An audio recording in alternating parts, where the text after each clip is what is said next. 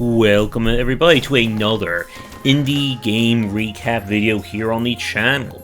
Every Wednesday night we showcase all of new and upcoming games from indie developers, and these videos are the recap of those pieces. This video includes games we played during the Steam Summer Festival and are all demos, but we are always looking for more games to check out. And we are beginning with the game Outrider Mako. This is an action game that the art style really reminds you of something like the old school Pocky and Rocky games. But our mission is that we are trying to escape the land of the dead, and to do so we have taken on a courier job to bring various goods to the gods, demons, and other strange denizens of this world. Now, the main element that kind of separates Outrider Mako from some of the other games we've played is that you are able to jump on enemies, and you have kind of a slime power that you can use to slow them down or affect them in other ways. Now, from what I played of this game during the stream, this appears to be a handmade game, or a linear title, so there does not seem to be any random or procedural generation to it. But it looks like a very charming game with a great aesthetic to it. There did seem to be hints of progression, where you're able to upgrade and access new abilities based on how well you do your jobs, but we weren't able to see that in this version of the game, or at least in this demo. Moving right along, we turn to RoboCo.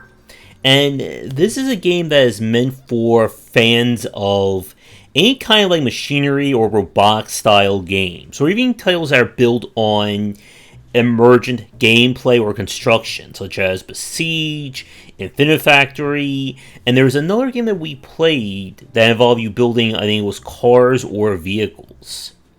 Well, with RoboCo here, we are building robots to handle mundane tasks. And to do so, we're going to have to construct them out of all manner of parts, bases, and functionality to them. And of course, it's very important to put cute little faces on your robots, as we all know.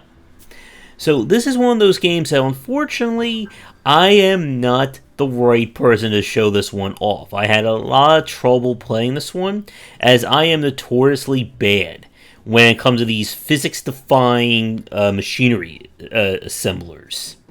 But if you are a fan of some of the games that we have talked about, and are looking for another one to challenge yourself with, I would say you should keep a really good eye on RoboCo, as it's looking to have some decent variety, as well as challenges and bonus things that you can do within this kind of building space.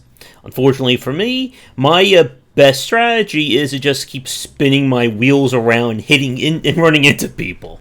And as you can see, really showing off the physics engine of this game, which I think we have maybe failed the sandwich delivery job at this point. Moving from physics chaos to speedrunning chaos, we have Gaiden. This is an action kind of speedrunning based game, where the hook of it is that the longer we take to play through these levels, the harder the game becomes, or more specifically, harder the boss becomes. You only have a few points of health, and enemies will hit you every which way, as you can see right there. When you die, you go back to the previous checkpoint, and in my case, I just restart just to give myself a little bit more time. And this is basically a game meant for people who enjoyed Contra and thought to themselves, you know what? We need to make this harder. There is 2-player co-op as well, which we didn't get a chance to try out here. But I do like the aesthetic of the game. It kind of has like that very like 80s Saturday morning cartoon vibe going for it. But the skill level required to play it may be off-putting to some people, because this game very much follows in that arcade roots, that the better you are at the game, it's going to become so much easier to play. And then the second you take a hit, you make a mistake, or anything like that, and all heck breaks loose for you, and you may not be able to recover. So that's why, again, like, this is a game that is meant for people who like speedrunning these kinds of games, or found Cuphead to be on the easy side to play. I do wonder, though, just what will be kind of the spectrum of people who will play this game if you're not already an old school fan that's kind of incredible difficulty. But we now turn to the game Yestermorrow. This is a 2D, I believe this is going for kind of a Metroidvania or maybe more just action platforming design. And the hook kind of reminds me in some way of The Messenger, in that we're dealing with multiple time periods. So the story is that we play as this girl here, who, on the eve of a grand festival, basically all heck breaks loose. And the world, unfortunately, does not get saved. Her father is lost, presumably been killed by the monsters. They are roaming the world. And we jump cut to several years in the future where she is now a young adult. And the game seems to be built heavily on kind of switching between these two time periods, with certain events and locales being different based on whether you are the young or adult version of this girl. And that has an interesting hook. Again, we really did get into that with The Messenger. Now, my main concern about this game was that we really didn't see a lot in terms of the core gameplay of Yestermorrow. We saw lots of jumping and walking, but things such as interacting with enemies, solving puzzles, what kind of progression is going to be in this game, was kept relatively light. And the demo itself that you're seeing right here, it ended probably a few minutes after this footage. So we had maybe a good 15-20 minutes of play with it. I like the theme, but again, I want to see more before I kind of render a verdict yay or nay on it. But with that said, we're going to take a quick break, and when we return, we have a few more indie games to check out for this video.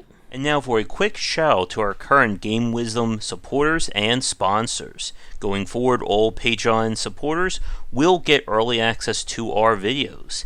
And if you'd like to continue this discussion on game design, be sure to check out our Discord channel, linked down below. If you're looking for more wisdom about game design, be sure to check out my latest offering of books, 20 Essential Games to Study, aimed for first-time developers and students looking for some inspiration for their upcoming games, and Game Design Deep Dive Platformers if you're interested in anything regarding 2D and 3D platforming design. They're both available in print, digital, and wherever books are being sold. We turned from the end of the world to a relaxing game about donut making. This is Freshly Frosted. And this is a puzzle game that is, well, it's about making donuts. Your mission is to construct the assembly line that will take donuts from the oven to get the proper frostings and toppings in order to solve the puzzle. And yeah, if you're expecting, Zachtronics level of complicated emergent controls here, you're not going to like this game. And this will be a very quick spotlight accordingly. From when we played this on stream, this is very much a classical style puzzle game, where there's not really a story to it, it's just room after room of puzzle solving. And I like the aesthetic, it's very clean, it's definitely very inviting for new players, and I think ultimately that is going to be what this game is going to be aimed at. There sure is going to be some challenging design nonetheless, but again, this game feels very much aimed for novices, looking for, something to get their feet wet or take a quick bite out of a donut. And maybe we'll check this game out again in the future to see just how far does the donut hole go. And now we turn to Anew, the Distant Light. And probably our biggest, our most wildest transition to this video, as we move to a very surrealistic and intriguing Metroidvania. The story is that we are on a very far and distant planet, trying to figure out what happened to our spaceship and save the rest of humanity. And we are going to be doing a lot of things in this game. the demo itself kind of jumped and skipped between various parts, but the game is designed, or what we saw, is that you're going to be exploring and running into these various sections and events that will change how you play. So the general gameplay here is run and gun, very Metroid-esque kind of design. You'll unlock new abilities, you'll be able to use your jetpack, and of course you'll return to previously unexplored areas to find new loot and new powers. But then you may just hop into a giant mech here and deliver some pain to your various enemies. There's also a kind of riding a dune buggy segment at one point as well. And the game is definitely hinting at just trying to throw as many unique mechanics, rules, and just strange circumstances to keep the player invested and not quite sure what is going to happen next. So definitely some potential. I love the aesthetics and just the weird, surrealistic backgrounds, as you see right here.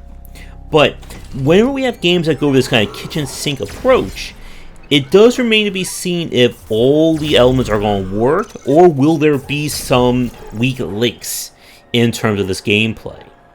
And I'm definitely curious to see more of this game, and if they can pull this off, this could be yet another spectacular Metroidvania to check out. And we'll take a look at one more game for this video, and that will be Ruinarch.